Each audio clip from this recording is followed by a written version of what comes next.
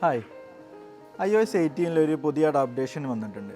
അതായത് മുമ്പത്തെ വെർഷനുകളിൽ നമുക്കറിയാം ഏതെങ്കിലും ഒരു സ്പെയർ പാർട്സ് ചേഞ്ച് ചെയ്ത് കഴിഞ്ഞാൽ സെറ്റിങ്സിൽ അൺനോൺ പാർട്ട് എന്നുള്ളൊരു മെസ്സേജാണ് കാണാറുള്ളത്. അപ്പോൾ iOS 18 വന്നതിന് ശേഷം നമ്മൾ ക്യാമറ, ബാറ്ററി, ഡിസ്പ്ലേ ഇങ്ങനത്തെ സ്പെയർ പാർട്സുകളൊക്കെ മാറ്റുന്ന സമയത്ത് അൺനോൺ പാർട്ട് എന്നുള്ള മെസ്സേജ് ഒഴിവാക്കിയിട്ട് നമുക്ക് എന്ത് ചെയ്യാം, അത് ജെന്യുവിൻ പാർട്ട് എന്നുള്ളൊരു മെസ്സേജ് കാണിക്കാനായിട്ട് കഴിയും. ഫോർ എക്സാമ്പിൾ ഏതെങ്കിലും ഒരു ഹാൻഡ് സെറ്റിൽ നിന്ന് ഒറിജിനൽ പാർട്സ് റിമൂവ് ചെയ്തിട്ട് നമ്മൾ സെറ്റിൽ ഇടുകയാണെങ്കിൽ നമുക്ക് എന്ത് ചെയ്യാം, അത് ജെനുവിൻ പാർട്ടാക്കി മാറ്റാൻ പറ്റും. അപ്പോൾ അതെങ്ങനെയാണെന്നാണ് നമ്മൾ നോക്കുന്നത്.